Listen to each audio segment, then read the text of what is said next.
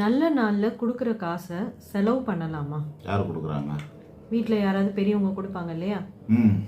Okay.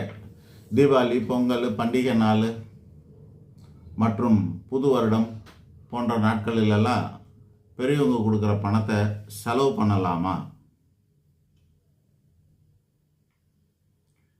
இதெல்லாம் நான் எங்கே போய் படிச்சுட்டு வந்து சொல்கிறது?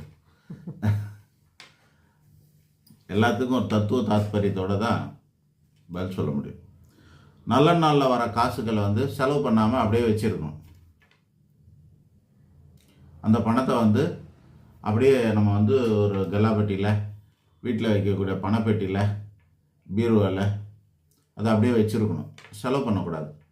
பர்ஸில் கூட வச்சுக்கலாம். நம்மளோட பாக்கெட்டில், பர்ஸில் வச்சுக்கலாம். அப்படியே வச்சுக்கலாம். ஆனால் ஜிபேயில் வச்சுக்க முடியாது. இது ஒரு மினிமம் பேலன்ஸ் மாதிரி, ரிசர்வ் மாதிரி, பெட்ரோல் டேங்க்கில் ரிசர்வ் வைக்கிற மாதிரி இந்த பணத்தை அப்படியே வச்சுருக்கணும். இது எப்போ உபயோகப்படுத்தலாமா அப்படின்னா, ஒரு எமர்ஜென்சி நேரத்தில் அதை உபயோகப்படுத்தலாம். அந்த பணத்தை எவ்வளோ நாளைக்கு அப்படியே வச்சுருக்கலாம்னா, இந்த அரசாங்கம் அந்த பணத்தை செல்லாதுன்னு சொல்கிற நாள் வரைக்கும் அதை அப்படியே வச்சுக்கலாம். ஒரு காயினாக இருந்தால் கூட சரி, அந்த காயினை நாளைக்கு செல்லாதுன்னு சொல்லிட்டாங்கன்னா அந்த காயினெல்லாம் வேஸ்ட்டாக போயிடும். அதுபோல் பணத்தை எல்லாம் 1000, 500 நமக்கு செல்லாதுன்னு சொல்லிட்டாங்க, மாறி வந்தது. 2000 நோட்டு இப்போ நின்று போச்சு.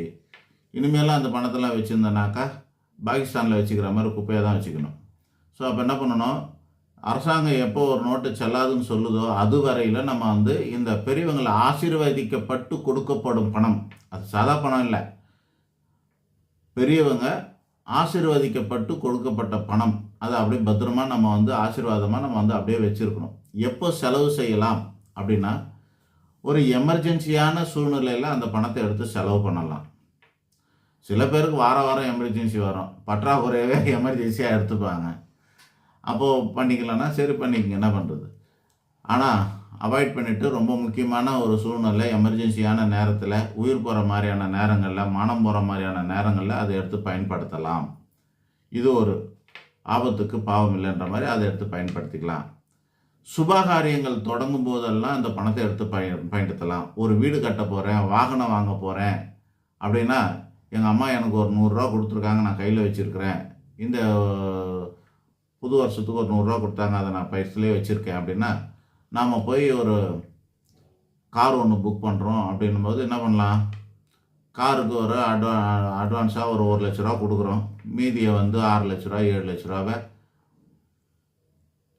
லோனில் போடுறோம். இந்த 1 லட்ச ரூபா நம்ம கையிலேருந்து கொடுக்குற பணம் இருக்குல்ல, அந்த பணத்தோடு சேர்த்து இந்த 100 ரூபாவையும்